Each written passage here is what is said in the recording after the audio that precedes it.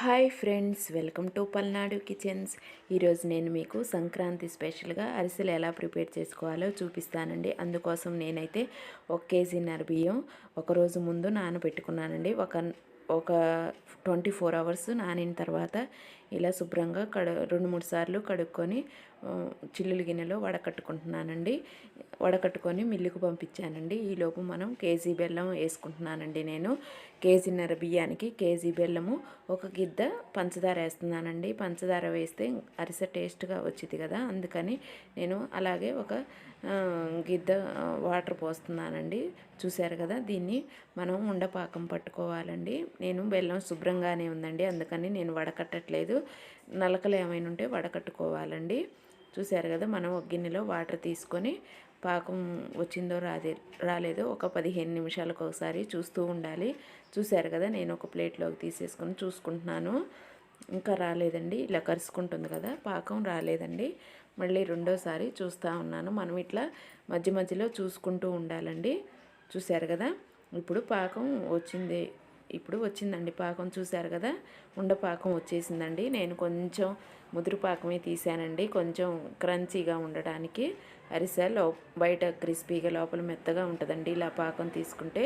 ఇప్పుడు stove off చేసుకొని 2 table స్పూన్లు యాలకుల పొడి, అలాగే 2-3 టేబుల్ స్పూన్లు నెయ్యి కూడా వేశాను. ఇప్పుడు స్టవ్ మించి దించేసుకొని మనం మిల్లులో పట్టించుకున్న పిండిని ఒకళ్ళు కలుపుతూ ఉంటే ఒకళ్ళు పిండి పోస్తూ ఉండాలండి. ఇట్లాంటప్పుడు ఇద్దరు అవసరం అవుతారండి. చూశారు కదా, మొత్తం పిండి సరిపోయిందండి కరెక్ట్గా. పైన ఒక 2 టేబుల్ స్పూన్లు ఆయిల్ వేసి మళ్ళీ కలిపి పెట్టుకుంటున్నాను. ఇప్పుడు మనం చూశారు కదా, ఇలా వచ్చేసిందండి. ఇప్పుడు మనం అరిసెలు చేయడానికి రెడీ అయిపోయిందండి పిండి. ఇప్పుడు స్టవ్ మీద బాండీ పెట్టుకొని నేనైతే ఒక 3 గిద్దెలు సుమారు నెయ్యి వేస్తున్నానండి. నెయ్యితో చేస్తున్నాను అరిసెలు. అలాగే అచ్చం నెయ్యి కాకుండా కొంచెం 1 లీటర్ వరకు ఆయిల్ కూడా వేసానండి. చూశారు కదా, ఇలా ప్లేట్ పెట్టుకొని దాని మీద ఒక షీట్ పెట్టుకొని కవర్ కానీ ఏదైనా పెట్టుకోవచ్చండి. కొంచెం నువ్వులు ట్రై చేస్తున్నానండి, నువ్వులు కొంచెం అక్కడక్కడ అద్దటానికి. చూశారు కదా, ఇలా ఇప్పుడు ఆయిల్ బాగా కాగిన తర్వాత ఇలా వేసుకోవాలండి. చూశారు కదా, కొంచెం అరిసె పైకి పొంగిన తర్వాత మనం టర్న్ చేసుకోవాలండి. చూశారు కదా, టర్న్ చేసుకొని మనం ఇలా అన్నిటినీ కావాల్సిన వాటిని అరిసెల్ని తీసేసుకోవాలండి. ఇప్పుడు పొంగిన తర్వాత 2 పక్కల ఎర్రగా కాలిన తర్వాత మనం ప్రెస్ చేసుకోవాలండి. అరిసెల గంటలు ఉంటాయండి, నా దగ్గర లేవు. లేకపోతే ప్రెస్ చేయి కూడా ఉంటాయండి, అవి కూడా లేవు. నేను కొంచెం నెయ్యి వేసాను కాబట్టి మరీ ప్రెస్ అవసరం లేదని గరిటెలతో ఇలా ప్రెస్ చేస్తున్నాను. కొంచెం నెయ్యి వేసినప్పుడు మరీ గట్టిగా ప్రెస్ చేయక్కర్లేదండి. చూశారు కదా, ఇలా అన్నిటినీ నేను ప్రిపేర్ చేసుకుంటున్నాను. చూశారు కదా, ఇలా ఆయిల్లో వేయగానే పొంగిన తర్వాత మనం అరిసెని టర్న్ చేసుకోవాలండి.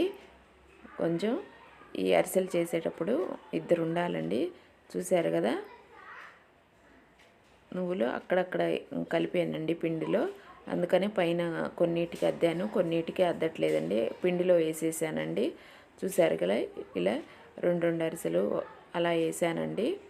నూనె బాగా కాగిన తర్వాత.